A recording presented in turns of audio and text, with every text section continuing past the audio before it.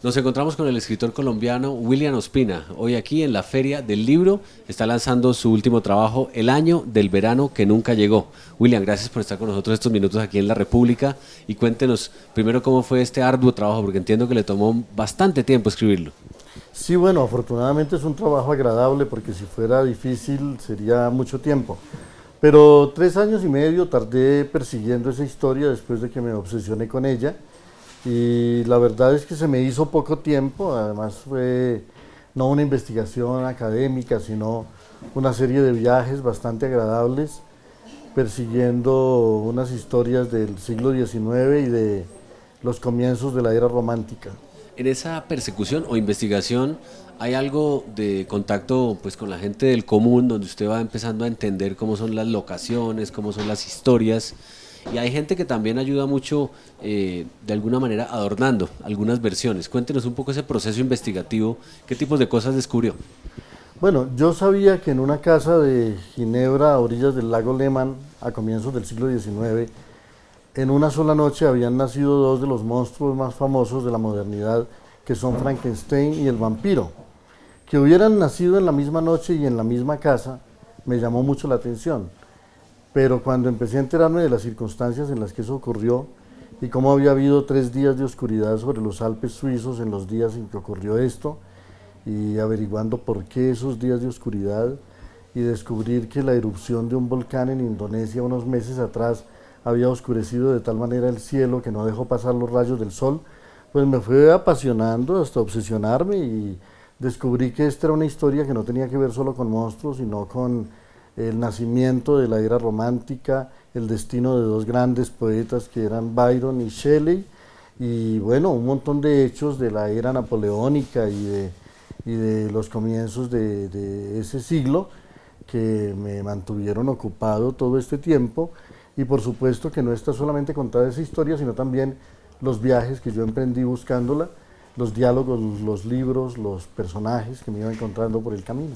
A lo largo de todos sus libros, pues precisamente ha viajado mucho y ha tenido la oportunidad de conocer muchas cosas que a veces el común, el colombiano común no tiene esa capacidad. Y de pronto a través de los libros va empezando a entender un poco más cómo es el mundo. Pero me imagino que a usted le pasa que a medida que va viajando cada vez más se empieza a encontrar también lugares comunes a lo que somos nosotros los colombianos y a nuestras propias historias.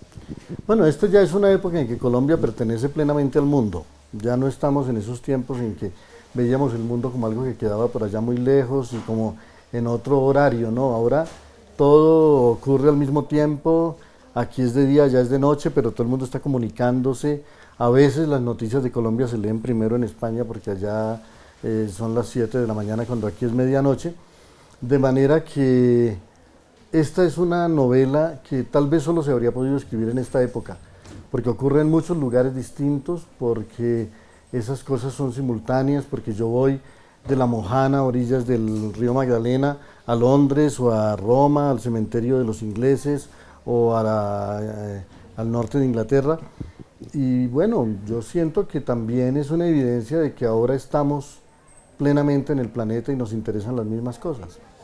Bueno, hay una conectividad y hay una conexión y se globaliza, como usted dice, Colombia, pero también requiere y se necesita como una conexión a nivel cultural y a nivel social, donde a veces tenemos todavía algunas carencias. En su opinión, y como conoce bien de alguna manera la población colombiana y sus problemas, ¿qué es lo que nos hace falta como para despegar, como para empezar ya a tener ya más cara como de país,